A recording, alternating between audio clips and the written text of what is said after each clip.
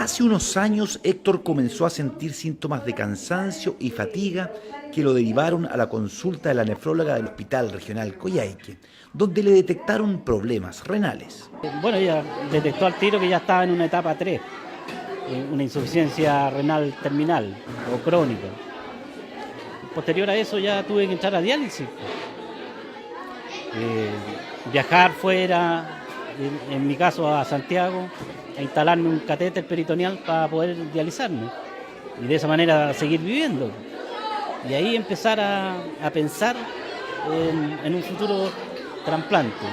Patología que Héctor se reservó y no comentó a sus familiares, que observaron atentos y preocupados su situación, sobre todo su hermana, que no dudó ni un solo minuto en convertirse en la donante de uno de sus riñones. Siempre nos dejó de lado. Su enfermedad era de él y él se la bancaba solo. Él nunca supo que yo iba a ser su donante. Yo hice todo en secreto con su doctora. El día que estaba todos mis exámenes, mi estudio, porque te estudian cada órgano, porque tú tienes que estar sano al 100%, recién ahí le comuniqué y lo chantajeé emocionalmente para que no se negara, porque lamentablemente tienen la facultad legal de negarse. Un médico me dijo que yo hablara con mis hermanos, que me hacían un trasplante prácticamente en forma inmediata, pues sin la necesidad de entrar a diálisis. Pero el problema es que como uno le dice a un hermano, dame un riñón. Eso pasa en las novelas nomás. No hace mucho seguí una novela, eso pasa en la novela, eso es mentira. Deme todos los papeles que necesito llenar, hágame todos los exámenes que me tenga que hacer, porque mi riñón le tiene que servir a mi hermano y yo sí voy a ser donante. Testimonio que se expuso a alumnos de la escuela Altamira de Coyhaique, donde se intercambiaron experiencias, se aclararon dudas, se educó en prevención y promoción de la salud y se dio el vamos con un simbólico brindis de agua a las actividades de la Semana Mundial del Riñón, que por quinto año consecutivo la región de Aysén se suma con actividades que permiten concientizar a prevenir las enfermedades renales. Realizando una de las actividades menos demandadas al cuerpo médico, como es la educación en salud.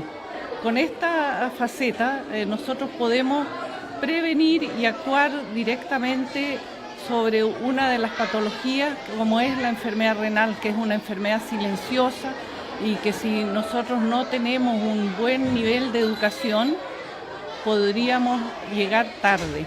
Actualmente en la región de Aysén son 87 pacientes que se dializan, tanto en hemodiálisis como diálisis peritoneal, además de 16 trasplantados que reciben el apoyo en sus tratamientos, pacientes que en su momento presentaron los síntomas característicos de esta enfermedad.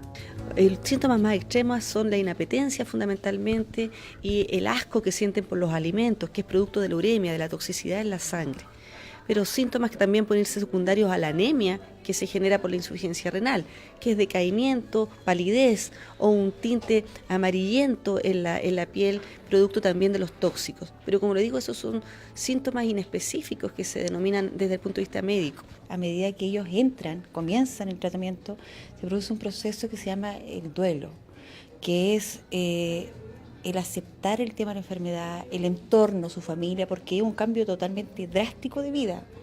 Es totalmente drástico de vida. Entonces, para ellos ya es difícil el tema laboral, porque tenemos pacientes que lamentablemente tenemos que pensar, cuesta mucho reinsertarlo laboralmente, porque ellos son pacientes que se dializan 3 veces a la semana y esas 3 veces, cada sesión consiste 4 horas.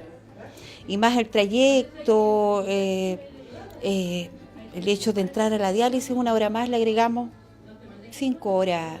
A esto hay que sumar cómo sale el paciente, porque en muchas ocasiones se descompensan producto de la misma diálisis. Es un proceso, yo en particular encuentro que es una enfermedad bastante canalla porque es muy silenciosa.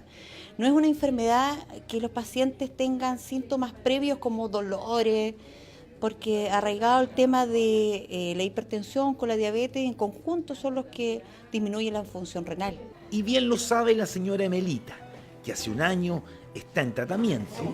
Llegó directo a hemodiálisis. Para mí la hemodiálisis no es muy agradable, porque uno sale mal no, pero no sale bien. los primeros días, no sé después, porque uno ¿Qué sentía cuando salía? de repente salía con frío, con baja presión, o sea, llegaba a acostarme nomás. Ante tan complejo escenario, tomó la decisión de cambiar su tratamiento a diálisis peritoneal domiciliaria, fomentando su autocuidado. Sí me la habían ofrecido, pero yo no me decidía porque lo hallaba como difícil para uno.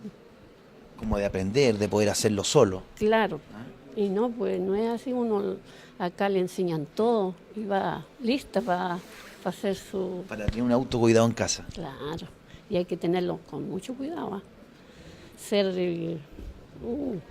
bien constante con las horas.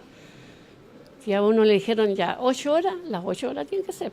Hay personas que no se las hacen y por eso que no les da resultado.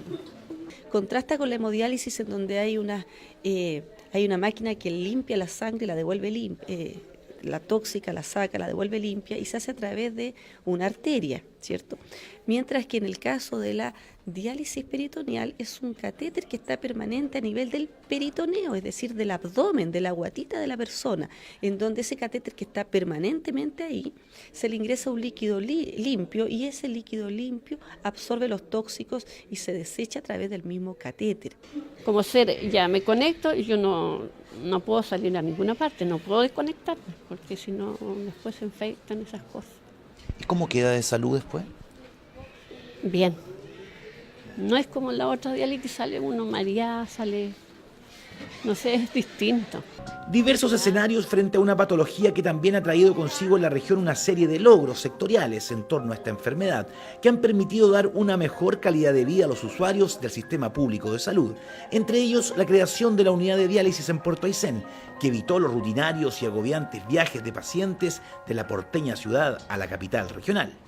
Les costaba llegar, no sé, pues si generalmente un viaje se demora 1 hora, llegan en 1 hora y media, 2 horas, después nuevamente estar en la diálisis, después salir de acá, el hecho de no, muchas veces realmente la realidad era bastante cruel. Realidad que hoy ha ido dando señales claras de avance gracias a gestiones entre la Corporación de Ayuda al Enfermo Renal y la Red Pública de Salud, demandas que incluso se arrastraban por muchos años. Ellos venían luchando del año 90.